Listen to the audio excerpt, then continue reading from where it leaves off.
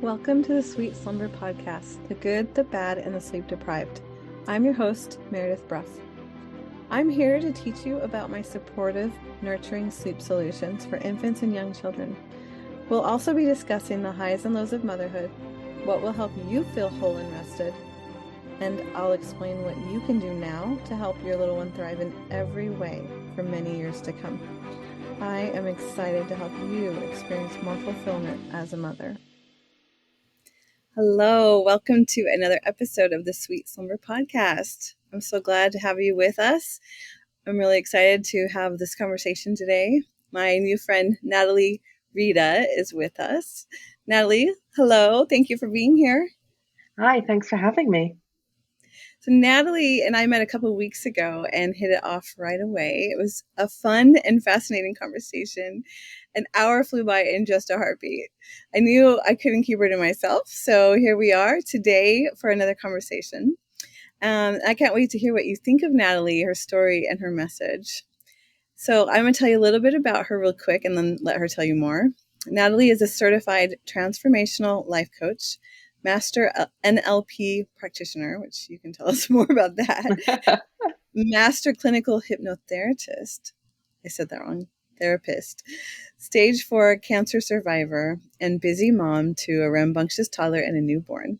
She fuses her personal experiences and extensive training to guide and empower women on transformative healing journeys where they conquer stress and anxiety and develop a positive mindset to not only thrive in the face of adversity, but to also create lives they adore. I just love that. It's beautiful. Thank you. Yeah. So tell us more about yourself, your family, your background before we get into the rest of your fascinating story. Yes. So, hi, I'm Natalie, and I am a Brit living in the sunny southwest of Germany. I'm actually in the wine region.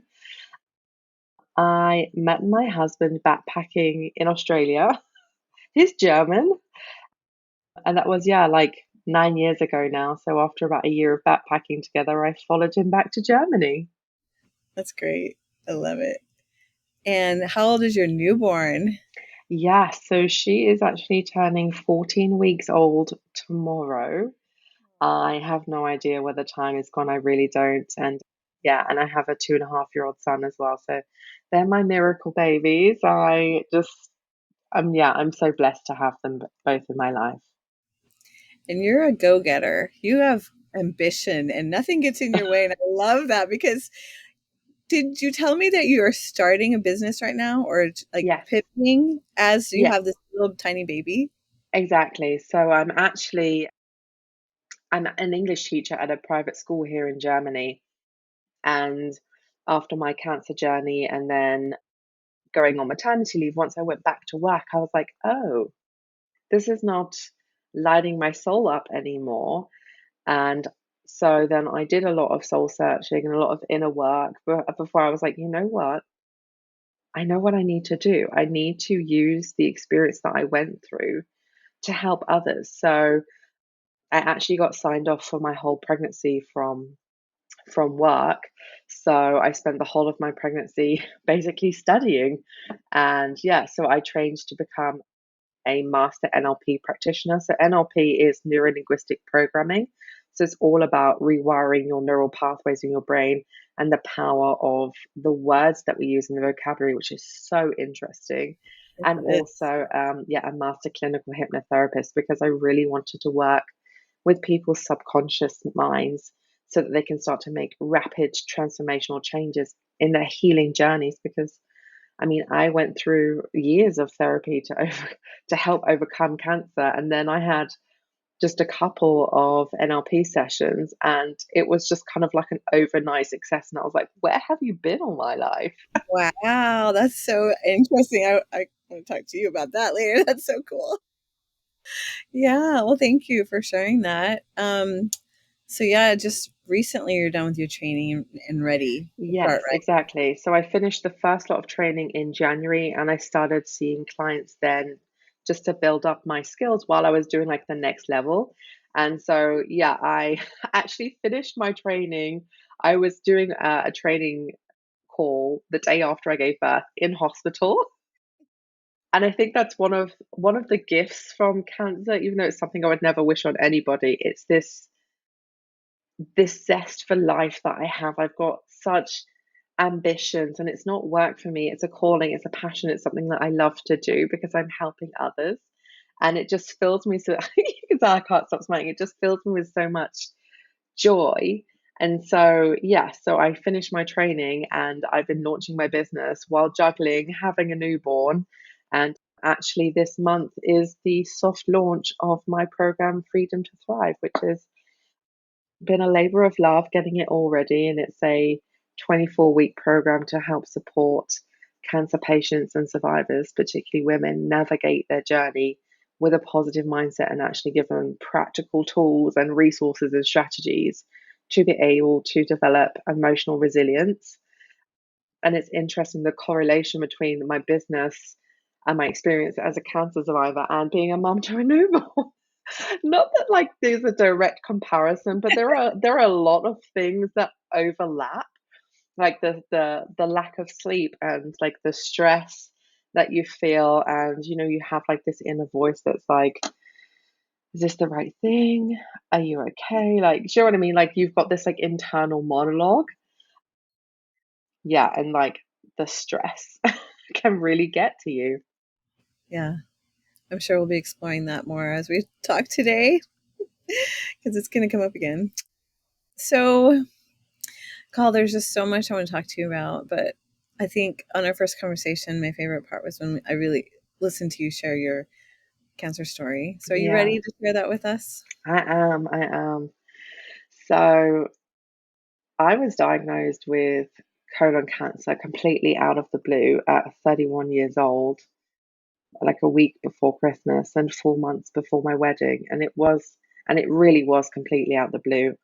I had just started my full time job at a private school in Germany. And so I was feeling fatigued, but nothing out of the ordinary, I thought. I had noticed some blood in my stool here and there, but at the time I thought it was because I was eating so much beetroot. I was like, oh, that's why it's a funny color. And my doctor wasn't concerned. I was young, I was healthy. So she was like, well, we'll send you for a colonoscopy just to be sure. And I had to wait 6 months to be seen because I wasn't a priority. It wasn't, they thought I had polyps and that one of them might have ruptured. So I went for my colonoscopy, and you're partially sedated when that happens. So my husband had to come pick me up, and then the woman was like, just come into the room, please. And then she sat us down, and then she started talking, and then she said, oh, she said something, and then she said, Krebs, which in German means cancer. So, I mean, I had been learning German, but my German wasn't great. So I just didn't really get it. And I had to, like, I looked at my husband and I saw his face, and I was like, oh, like, this is serious. But I couldn't compute what she was saying. So I was like, cool. So what, you're going to sign me off work for like a week? That's really not going to work for me because I'm doing a Christmas Carol, Charles Dickens, with my grade 8 class. And she's like, no, no, no, I don't think you understand. You're not going back to work. You're going to have surgery, and then we're going to be talking chemo and what the next steps are. So I spent my 32nd birthday in intensive care, and I woke up and I was not prepared to have a stoma. So I'm not sure if you know what that is, but that's when they pull a little bit of your intestine out of your body and they put a bag to you to like catch the waste. And obviously that was to protect like the scar, like the area that they'd cut out. So they removed 10 centimeters of my intestine because I had colon cancer. So they did that to protect the area to let it heal first, because obviously, I mean, you don't want to have anything going through there while that's healing. But I was not prepared for that, and it was on the form that you fill in, again, all in German. Oh, So I no. just signed everything, and I woke up and I was like, "What is this?" And I'm supposed to be getting married, so Oh, I gosh. I hated my body, absolutely hated my body, and getting getting personal here, but I didn't want to be intimate with my partner either. And we were supposed to get married, so we had this big discussion of like, do you even want to be with me anymore? Like, I would understand. And he was fantastic. He was like, look, I was going to promise to marry you in sickness and in health in 4 months. It just happens that the sickness is before the vow. So he was really so wonderful about the whole thing. So they had the surgery and I was going to have chemo, and they were like, "Oh, you should go and see the radiologist just to check if you need to have radiation."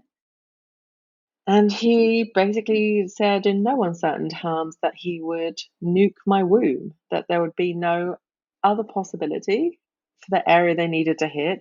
He would nuke my womb. And like that's the actual phrase that he said. Oh my gosh. And I'm like, but I want to be a mom, like I want to have kids. So I made the difficult decision that I would not have radiation because I was like, okay, with chemo, I might not ever be able to have kids. There's that very real possibility, but it's still a possibility. Like I still had hope. So yeah, I rejected radiation, had the chemo, which yeah, is awful. Yeah. And then after all of that, I thought that I was over it. And during this time, I actually kind of shut down my emotions. I was just going through the motions. I put on this like mask of positivity. But yeah, inside I was just distraught and I didn't know how to deal with my emotions. And then the day came when they could reverse the stoma, and like I had this thing of like, oh, when that's reversed and I'm like back to normal again, then I can start living my life. But life had other plans, and unfortunately, due to complications from surgery, I developed a septic abscess. But I also had, unluckily, a 1 in a million reaction to a painkiller I was taking that completely destroyed my immune system. Oh my God. So I went to hospital, had emergency surgery, and woke up quarantined. And, a doctor entered in the mask, the gown, the gloves, the booties. And he was like, we can keep you comfortable, but there's not really much that we can do. And then after a week of being in that hospital, he was like, I'm going to send you somewhere else because I really don't know what to do with you. What? Yeah. Which are the words that you really want to hear from a doctor, right? Yeah, disheartening conversations you had. At least these Yeah. were English, maybe? So that was all in German. And then I got transferred to the new hospital, and that was the university hospital. And I asked the doctor, can you speak English? And he said yes. And I was like, great, tell me what's going on. And he was like, well, I'm going to be honest, Mrs. Riede, you're either going to live or you're going to die. We Oh can my we can God. make you comfortable, but you don't have an immune system to work with. Like I had a raging temperature, I was hallucinating, I was on morphine, I was hooked up to all these different drips. My twin sister, who was living in China at the time, flew over in case I needed her bone marrow. My mum was the sole carer for my granddad, who was dying from cancer, so she flew over to be with me. And like we had decided to go ahead with a wedding, even though I was having chemo, but we just did the registry office wedding and we postponed like the big ceremony until the year later. And so there I was 2 months after our wedding in hospital dying from something completely unrelated to cancer. And there was this moment when I planned my funeral with my mother, Oh my gosh. and I asked to be buried in the big wedding dress that I was never going to get to wear. And it was, sorry, it gets to me sometimes when I think about that time. So yeah, like we planned my funeral, and that night this epiphany happened. And like you can call it what you will, like the voice of God, the universe, my internal voice, a guardian angel, whatever it was, but I had this voice that just said, it's not your time, it's not your time, it's not your time to go. But I get it, like if you've had enough, you can give up and you can go, but it is not your time. And so it was that that kind of voice. And so the next day when I woke up, I was like, right, I've decided I'm going to live. That's awesome. The doctor sent a therapist to me because he thought I lost it. Doctor's like, it's not really in your hands, I, dear. I know. He's like, I don't think you're taking it seriously. I'm like, no, I am, but I'm gonna live, and I'm going to America on a holiday in 2 months. And he was like, I don't know if that's true, but anyway, I made this decision that I was going to take back control of my life and do everything possible to be the healthiest version of myself. And like that started with my mindset. That really is kind of what gave me this epiphany, that I was like, I just had this single-minded focus of I want to live, and I want to live a life that's really truly worth living. Because I think until that time I hadn't realized that I'd been playing small.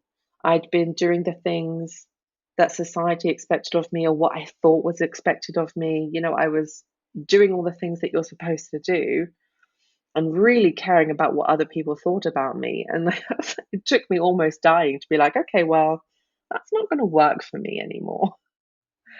So, anyway, I had physical therapy. I saw a talking therapist. I dove into the world of holistic healing. I did art therapy, dance therapy, journaling, meditation, tapping, hypnotherapy, like you name it, I did it. And yeah, and it really just changed my entire experience. And my greatest learning is we cannot control what happened to us. We can only control how we react to it. And in that reaction, that's where you start thriving. That's where you start living your life. That's where you take your power back. So yeah. That's that's like in a nutshell. Oh yeah, oh yeah, and then 9 months after that, forgot the cusp of the story. The cancer metastasized, so then I was stage 4, and the nurses in hospital were like, "You are the most positive stage 4 cancer patient we've ever met," and I'm like, "Well, I mean, what you gonna do?" So, and it was interesting because I do think having that near death experience meant that I had the tools and the coping strategies to be able to process what was happening. I was like, well, okay, it sucks, but I'm not going to stop living. I'm not going to put things on hold anymore. I'm just steaming straight through, full speed ahead, squeezing the life out of every single moment that I have, because people save things for a special occasion, right? Like they save that bottle of wine, they save that dress, they save those shoes, they save all these different things for a special occasion. And to me, being alive is a special occasion. Wow, So yeah, I love being alive. that's amazing. Okay, what was when did you overcome cancer? Did you have it so one time or so I more than had one? it so I had it twice. So yeah, so I was diagnosed in December 2017, had surgery in the January, had then chemo. And then unfortunately, yeah, it metastasized then a year later. And we found out in April 2018, it was actually just before we were supposed to go on our postponed honeymoon to the Maldives. So the day we were supposed to fly, I was in surgery. So, and again, it sucked and I could have been really bitter about it. But I, one of the things I think is the most powerful tool is reframing things, because it's very easy to get stuck in this negative cycle of, why me? Why is this happening to me? It's not fair. And instead of being like, oh, I have to have surgery. And I was like, I get to have surgery. I get to have life-saving treatment so that I can still be here. Yeah, And like making small changes about reframing how we think about things, how we talk about things, how we talk about ourselves is so powerful. And that translates not just to cancer, but into my life as a wife and as a mother and as a business owner. I'm constantly being mindful of the words that I use. And it's changed my life for the better. I can literally say I'm happier and healthier now, post cancer diagnosis, celebrating 4 years, no evidence of disease. Looking forward to next year when I like hit that 5 year mark and I'm officially in remission. yeah, that's awesome. On your way, huh? Oh, that's so wonderful. I love it. Well, I know that you learned a lot and that your journey inspired what your work is now. And so let's talk about that. What are some of Yeah.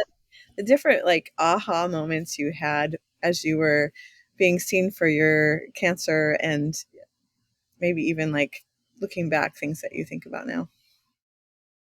So it's interesting with a cancer diagnosis how society has this idea of what you should look like. Now, I had colon cancer, so the chemotherapy that I had meant that I didn't lose my hair.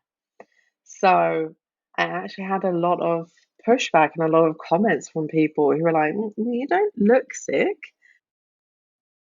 because I didn't look like how they expected me to look. So I had imposter syndrome about having cancer. And the What? thing is, I'm not the only person who experiences that. Like, I have friends who are battling cancer, and I have clients that I support, and we all kind of have the same thing that, it's like, oh, maybe you haven't lost your hair, or maybe you are only stage one.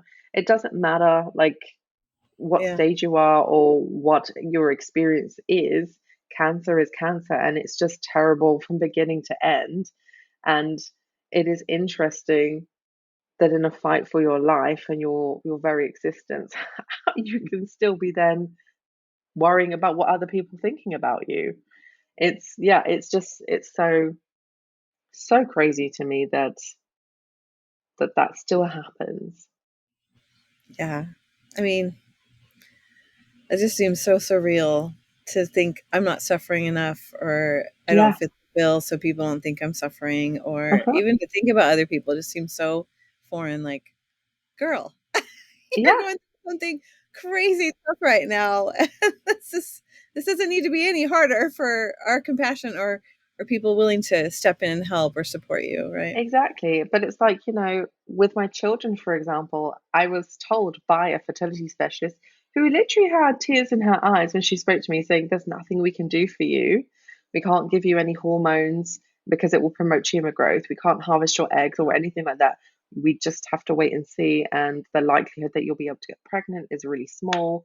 Even if you do, there's probably going to be something wrong with the fetus. You probably won't be able to carry the baby to term because you've got like all of this scar tissue Oh my and God. and and and regardless, I was like, well, like, I do believe in the law of attraction and in manifesting and in the power of our energy and in prayer.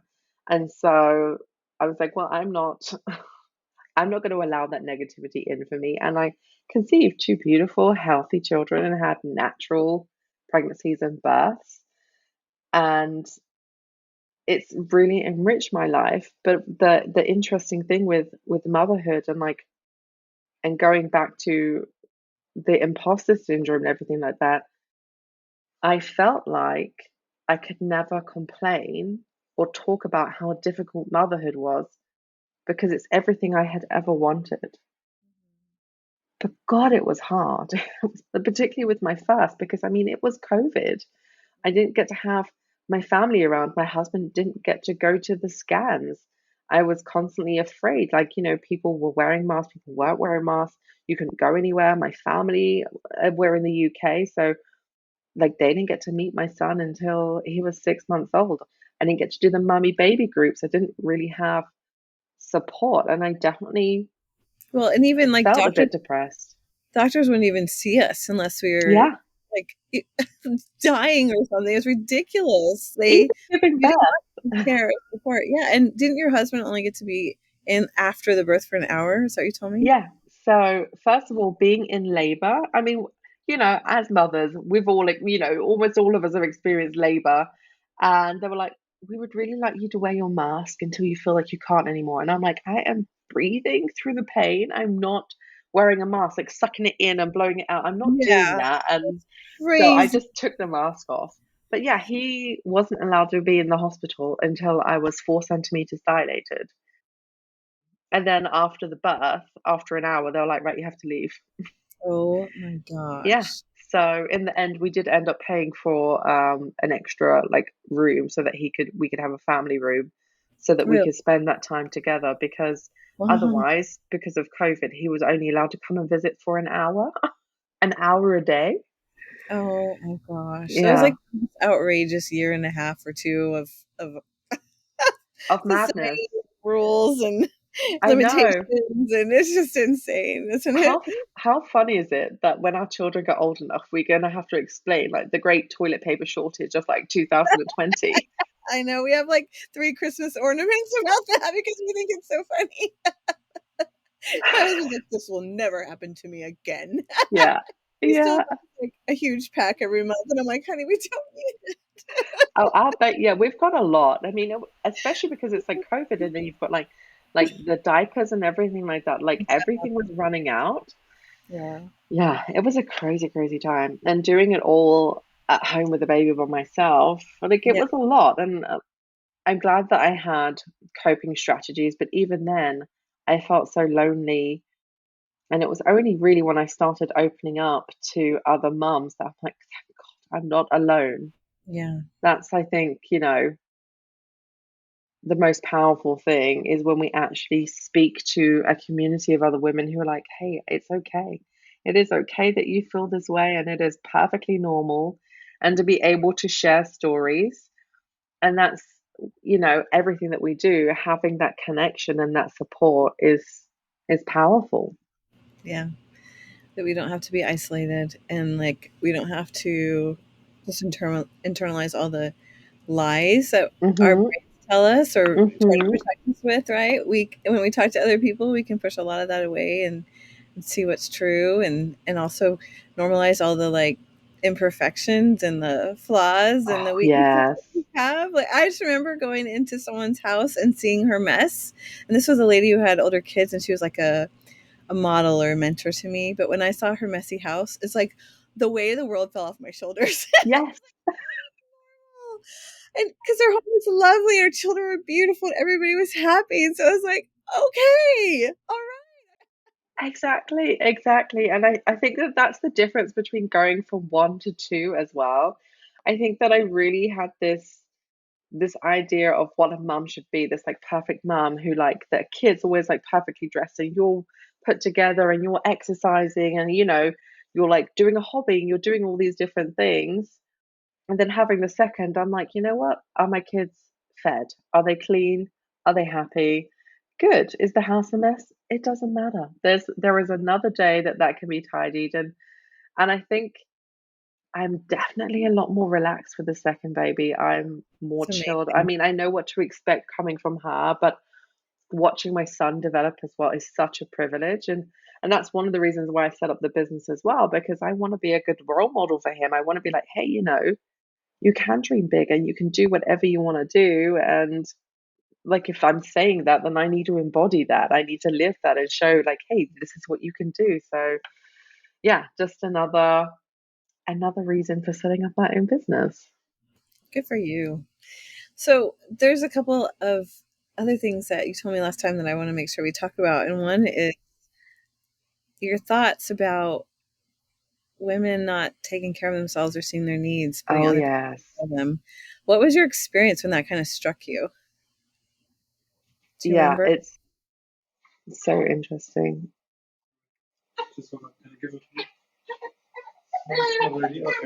Oh, baby needs mommy. Do you need to pause? Do you mind? I think she just needs a little top up. Yep. 1 second. Okay. Sorry, I forgot. Oh, okay. So I'll rephrase. That's all right. So I asked about a couple of experiences that we talked about before. One was seeing how women still don't put their needs ahead. Yes. Yeah, and then I think I asked also. I can't remember now. So let's just talk about that one. Okay. Yeah, no, for me, one of the biggest things that I talk about to my clients, but also to all the mums that I know and all the women in my life, how important prioritizing your own self care is. We've all had that phrase like, you can't pour from an empty cup. And that is so true. But we should be not just filling up our cups, they should be so full that we are then pouring from a place of abundance, of joy, like it's so crazy to me as a cancer patient that people still prioritize other people over themselves. And it's the same as being a mother. You give and you give and you give. You carry the mental load for your family. You are looking after your children. You're like, okay, do they need to go to the doctor? Have I packed this? Have I packed that? You do so many things for so many people. Most of us, we wake up and the first thing we do is we look at our phones. Like literally the very first act of our day is to start giving away our attention to other people. And what is powerful is when you start putting yourself first, you realize that self-care is not selfish. It's self-full. When you fill up your own cup in whatever way works for you, like there's no one size fits all. For me, what works for me is having like a morning routine is great, but for me, it starts with a nighttime routine. I know that I'm going to get frazzled in the morning, getting myself ready, my son ready, my baby ready, and getting us all up, dressed out the house by 8 o'clock in the morning. So the night before, I'll get out my clothes. I will prepare myself some overnight oats. Maybe I'll throw in some chia seeds. But like that act of nurturing myself starts my day right the next morning because I know that I've got this. And I am a big believer in the power of affirmations as well. So I do like to start my morning with affirmations. But it's not like a movie. We're not sitting there journaling about things and doing our affirmations for like 20 minutes at a time. Like, hey, we're busy. We're moms, we've got kids, we've got lives. So I'm also a big fan of working smart, not hard. So maybe I'll be in the shower saying my affirmations, or I'll look at myself in the mirror while I'm putting my cream on my face. And that is an act of self-care. And looking at yourself, I don't know if you've ever tried this. If you say your affirmations in the mirror, it's got such a power. Like making eye contact with yourself, really, and like really believing it. And for those people who don't believe the affirmations, like the biggest thing that you can do is you can say to yourself, even though I'm struggling to believe that I'm not a good mom, I actually realize that I'm doing my best. And just by the act of like acknowledging the elephant in the room or that negative voice or that inner critic, you quieten down that voice and you're leaving it open to be like, actually, I'm affirming something positive. And you start looking for the positives. And when you develop this attitude of gratitude as well, when you can see the beautiful things in the world, even when you're going through something really difficult, and it doesn't matter whether it's cancer or it's you're grieving a loved one, or it could be that you're just at your wits end because you're just so sleep deprived and tired. Being able to notice beautiful things in the world and to feel grateful for the things that you have changes your perspective. And I feel like it's an underused tool. I really do. Like that gratitude can really change your entire perspective. I love all of that. As you talked about your perspective on self care, it just felt right. Like how could any of us resent or hate or have a distaste for that conversation, for that phrase when you say it the way you do? And your perspective, having been through cancer twice, and you struggled with your first big time, and Mm-hmm. you've been sleep deprived, and now you're actually coaching women who have all different types of stories with their cancer and their lives, right? I just feel like there's no better model, there's no better spokesperson for this topic. Thank I'm you not so trying much. to like embarrass you, but I remember Are in the you last kidding? I've got goosebumps. Thank you. I love our last conversation when you said that you were trying to get through to these women who have cancer who are still prioritizing people, which you briefly mentioned already, but Mm-hmm. like that really struck me. Like if you can't see your needs and you're in that situation where this is life or death and you have like you were given that choice really of am I going to live or not? And if you're not in a place where you're prioritizing yourself, maybe you wouldn't care about living. Maybe you wouldn't fight for yourself, right? Still be worried Exactly. about someone else. Exactly. And what's interesting for those people, I mean, I have a client who's a stage 4 cancer survivor, and she really struggles with prioritizing her own self-care and her own needs, even though she's having chemo. She's not taking the rest that she needs. She's not drinking enough fluids and everything like that, which will have a knock-on effect for her energy levels and how she is. So I was like, if you don't have enough awareness of your own self-worth, then at least do it for your children. Like if like your reason for being here and for fighting as hard as you do is for your kid, then you need to do your own self-care for your kid as well. Yeah. Because one, when you are taking care of yourself, you have more energy, you have more patience, which is better for everybody. But two, the reason most of us struggle with our self care is a learned behavior because it has been modeled for us by our parents and by their parents. Like it's a generational thing. And if you want better for your kids, then you have to be better. You have to show them that there's another way. And I think, because kids are sponges, they pick all of this up. So, this is one of the things I say, if you can't do it for you, then think about what you're showing your children, what that's acceptable to do. And a huge part of self care, like it's not all, manicures, pedicures, and massages, even though I do love those things. One of the biggest things about self care is setting and holding your boundaries. It is acceptable for you to say no, and yet so many of us have this guilt or this obligation or this shame of like, oh, I have to say yes to this, or because I said yes to this, I have to go through with it. We don't. Girl, I get the people pleasing side is big. Yes, yeah, I'm like, They accept it, they want it, they need it, and all of a yeah, sudden it's zero, right? yeah, exactly. But like, if that's going to drain your energy, there's something that I say to people when it comes to relationships and your own self care that sometimes you might need to marry condo some of your relationships. Like, does it spark joy in your life? Do they actually fill your cup? Or are they like energy vampires sucking your energy away from you? Do they bring you down? Do you want your children to spend time with them and learn from them? If the answer is no to all of those things, definitely not, then maybe you need to step away from those people a little bit, create a little bit of space for you. And it's okay for you to do that. It's okay for you to learn and grow, and accepting all of that and the flexibility and the ability to be like, what do I need right now? What is good for me? It's just I wish that they taught like mindfulness and self-awareness in schools. I really do, because I mean, I have like teenage siblings who, yeah, they just don't know how to advocate for themselves. They are already people pleasers at like 16 years old. Yeah, I feel like that a lot of the things you're talking about are like normal behaviors that we all go through, and Yeah, even the mindset we all go through. It's almost like this is just a human journey, right?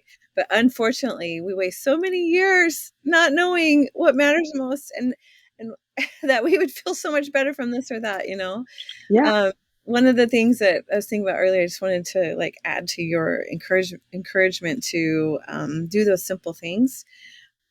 I love affirmations. They're so powerful. And sometimes it's scary because people don't want to be raw like that. Like looking at yourself in the mirror while you say them. mm-hmm, I have totally welled up with tears. And it's almost like reconnecting with your old self. And that's mm-hmm, actually beautiful because I can actually see that teenage girl. I can see that girl who, lived before all the stress and all the mom, like struggles and oh, I'm still in there. And that's actually really beautiful. It helps you remember who you are and what your dreams are and what you wanted for yourself in this phase or whatever it is. And I don't know, there's just some really powerful things. So I just wanted to add to that yes, do it before you forget we were talking about that. no, I love Anyway, that. I love that. I really do. And like we were talking about, like filling your cup. Like you can do your affirmations, and if you don't have time, like I sometimes will put in my AirPods when I go out for a walk, and I will say my affirmations, or I will set my intentions for the day, or like I will speak it out. And then obviously you've got the headphones in, so nobody thinks that you're just a crazy person just muttering to yourself on the street or something. But the power of the spoken word as well, listening to something in your own voice. And sometimes I will just record myself and then I will listen back to it. And I'm I doing think it. that's, yeah, it honestly, it's so powerful. Like I'm dropping my son off at nursery, and yeah, you can do walking meditations as well. Like it doesn't have to just be sitting there being like, there are so many different ways to do something, and it doesn't, like, one size doesn't fit all. And I think that when we realize that, and that we can choose what's best for us, it's exciting. It's like there is a whole, like, array of different things that we can do and we can try. So, like, why not do them? It's, Yeah. I think it's beautiful. And Well, go ahead. something you just said about, like, not living our lives. I think the most powerful book that I read that really was an eye opener and just kind of reaffirmed my own experiences was The Top Five Regrets of the Dying by Bronnie Ware. Ware? Ware? I can't remember her last name.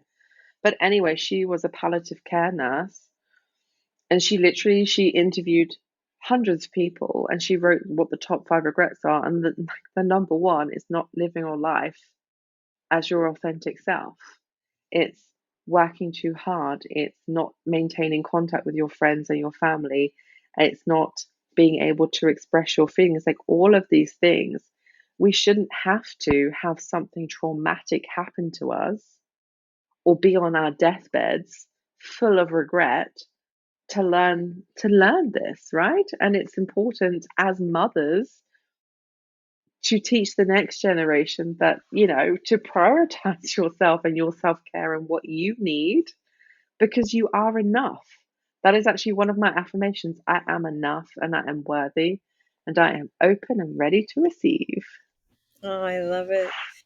I think it's important what you said about trying different things, or even just really spend some time problem solving. If you have a hard time making time or room for affirmations, I just want to explain to people really quick. So, affirmations aren't just like positive statements. We're talking about ourselves and our beliefs, and maybe it's belief that you want in the future, right? You want to believe this about yourself. It could be just visualizing what you want in the future, dream wise, or for your family, or for the accomplishments you want to make. And you use I am and I have statements, or just present tense, right? Is that Mm-hmm. correct?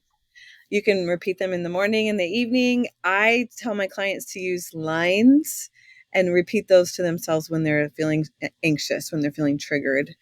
Yeah. So in the past, when I learned about them, I printed them out on a paper and would read them to myself in the morning and at Yes. night, and look in the mirror, hand on my heart.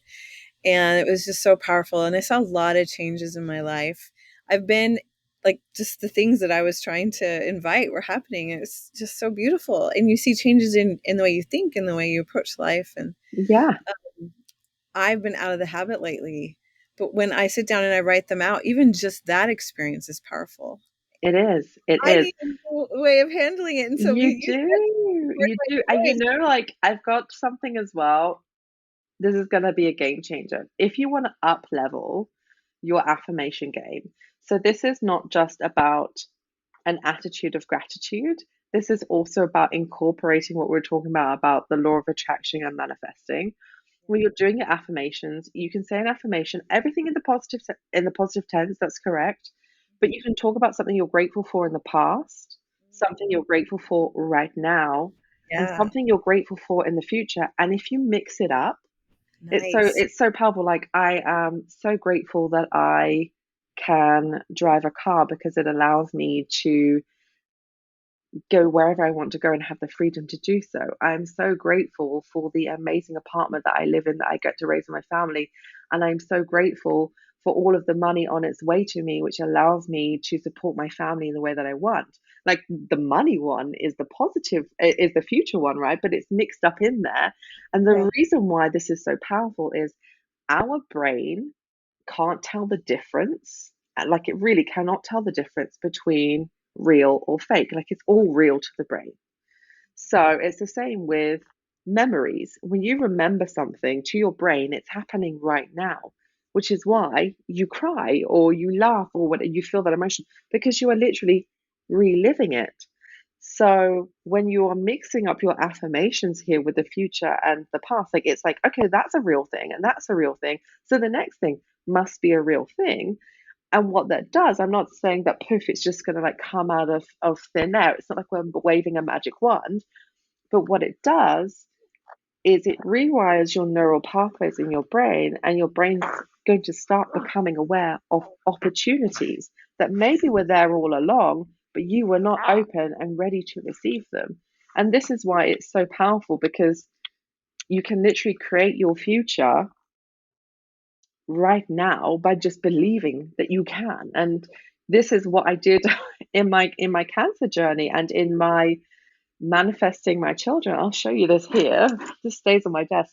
This is my little pot that my friend who's a potter made for me. And I would rub the belly every day, and I would be like, I'm excited to welcome a baby into my life. I am fertile. Yeah, I would do all of those, and I would see it and I would visualize it. And when you connect to these emotions as you're saying the affirmations, when you really feel that gratitude and that love coursing through your body, it's it's such a sublime feeling. Like, I do feel like you're just then connected to like the oneness of the world. And I know that some people probably listen to this and think, oh, she's all woo woo and crystals and stuff, but I'm literally the most down to earth person you'll ever met. But um try it out and like let me know what you think. Hi, Sophia.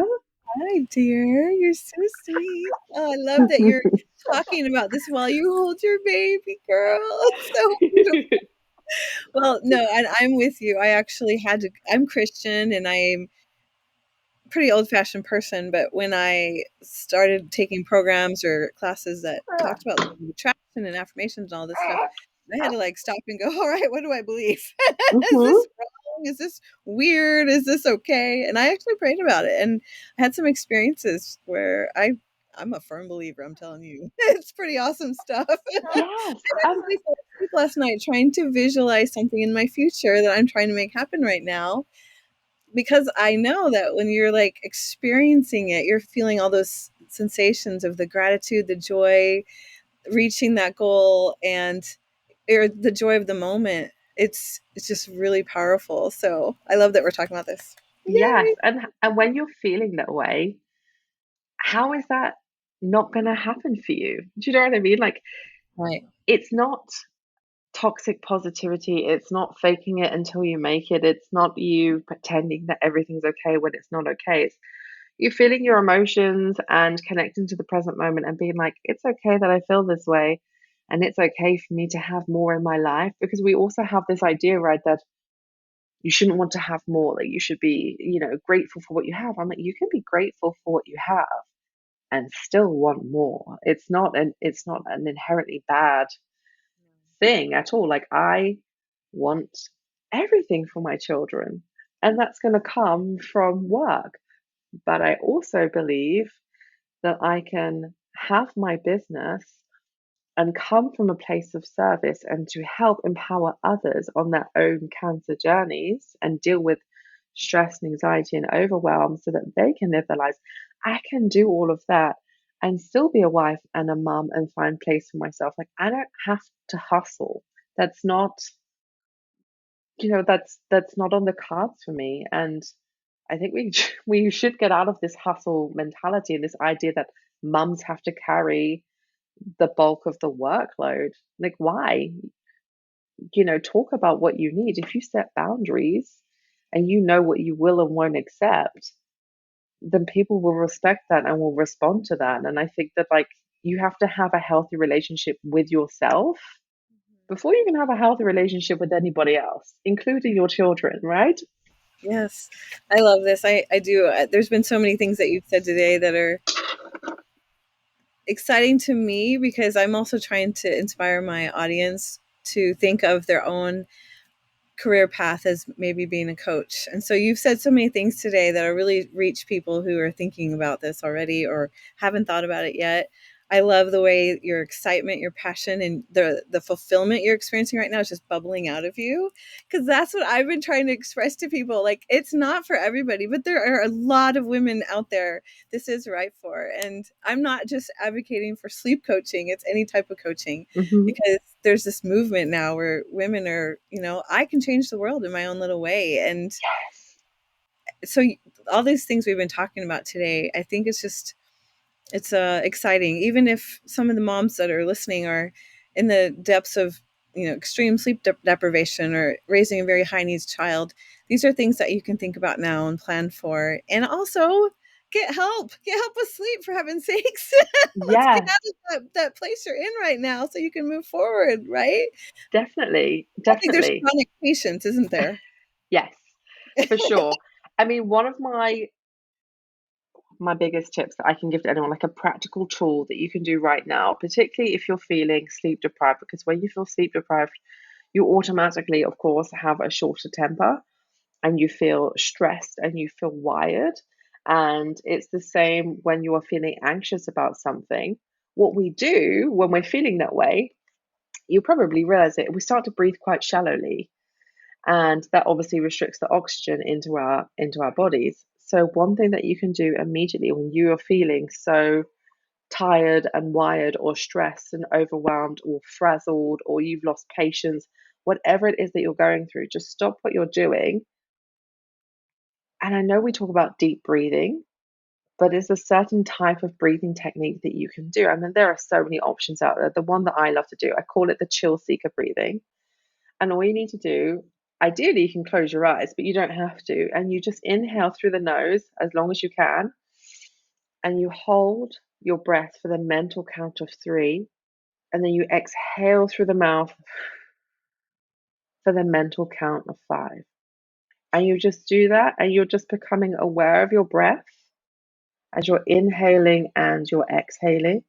If you want to, you can even say the word relax, relax, relax to yourself when you're doing it, or you can visualize a warming, healing color on the way in, and whatever color you want on the way out to exhale any negativity or any emotion. And just that moment of breathing is a mindfulness technique, but it also allows you to bring oxygen into your body. You relax, your shoulders go down, and what it can do, it not only reduces your stress, but it can also increase productivity and creativity. And it can also boost your immune system and your sleep.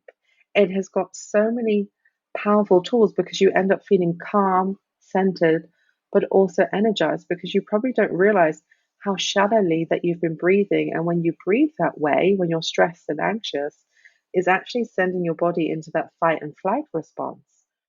So just because we say this, right? Like if you get angry, like don't shake the baby, put the baby down, take 5 deep breaths. I'm like, okay, take some deep breaths, but take mindful breaths. Really breathe it in, hold it, and exhale it. And it is by far the best technique to calm you down and allow you to just access, I call them pockets of peace.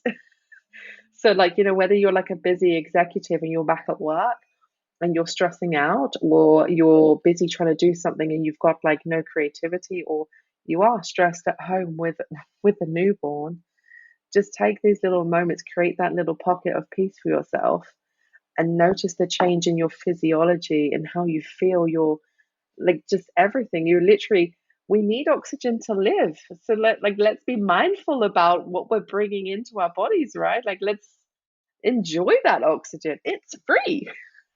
I love that. Yay. Okay, so I think I've got the directions down, and I'm totally picturing an infographic right now. It's going to have your name on it, don't worry. Yes, exactly. I mean, it lowers your blood pressure, slows your heart rate, and like helps your central nervous system. Why don't we talk about breathing more? I don't know. I agree. Breathing is huge, and it's been a big part of my journey in learning how to handle stress as well. It's like, hello. I the first time I tried the deep breathing, we were supposed to count our breaths for 1 minute, and I think I don't remember the number. It was crazy high, like 20 or something like Yeah. that. And then when we did it nice and slow, I got it down to like 6 or 7, and there's room for improvement there. It's just I mean, crazy. there's always room for improvement, but I mean, like, I didn't it's know. not a competition. We're just breathing. I didn't know how shallowly I was breathing, but I also Yeah. didn't know this beautiful experience, what it would feel like to breathe Hmm. deeply and slowly, and Yeah. how cleansing and peaceful that feels. So I'm really glad that you just shared that tip. Yeah. I hope everyone will try it, please. please. Yeah, And because it's you have got that mind-body it. connection, and your body's so tense when you breathe that shallowly, and just by breathing, you experience complete body relaxation. Like that's, loosey goosey. That's how we're supposed to be. Yeah, but I don't think I've ever heard it explained that well. So thank you. Oh my Thank gosh. you. Yes, you guys, this was just a tiny taste of the conversation that she and I had last time. I wish that that one was recorded too, but I'm going to bring you back if that's okay, Natalie. You're Yes, going of course. to so please tell everyone how they can find you so they can get more. Yes. So I am all over social media. I am on Facebook, Instagram, and TikTok at Natalie_Life Coaching. There you go. Don't even have to remember your last name. Natalie_life coaching. Yes, exactly. Okay. And then on Facebook, where Yeah, you and at? so on Facebook, I'm Natalie Riede, so Natalie, and then my last name Riede. Yeah, and I'm And going yes, and I do also have a wonderful gift for your listeners, for any of those women out there who are navigating their own cancer battle and they are looking for a recovery roadmap. I have created the Ultimate Cancer Recovery Workbook that you can download completely free, which has got practical tools, tips, and strategies, things that I did myself to help navigate my own cancer journey. And it also comes with a bonus guided meditation called the Healing Garden. You can also download the Healing Garden separately if you're not battling cancer, but you are looking for a way that you can access no oasis of calm and release any repressed emotions. Then you can also download the Healing Garden completely separately as well. And that is my gift to your wonderful listeners. and I'm going to share the link, but you'll also be able to look that up on your Instagram and Facebook accounts, right? Exactly. So on all of my social medias, there's links at the top, and you can just click on those and access everything and learn more about me. Yeah. Oh, you're just a beautiful soul. I'm so grateful that you're here with us. I've had such a wonderful time. I feel like I could talk to you forever. Me too. I'm like, do we really have to stop? I'll definitely come back. Good, good, good. Oh, so thank you for taking your time out of your full plate to be with us. I know that you were doing bedtime and now it's time to go take care of yourself. So thanks for making time for us. Well, thank you for having me. All right, everyone. Thanks for spending time with us today. Don't forget to look Natalie up at Natalie_lifecoaching.com and Natalie_lifecoaching on Facebook and TikTok, right? All right.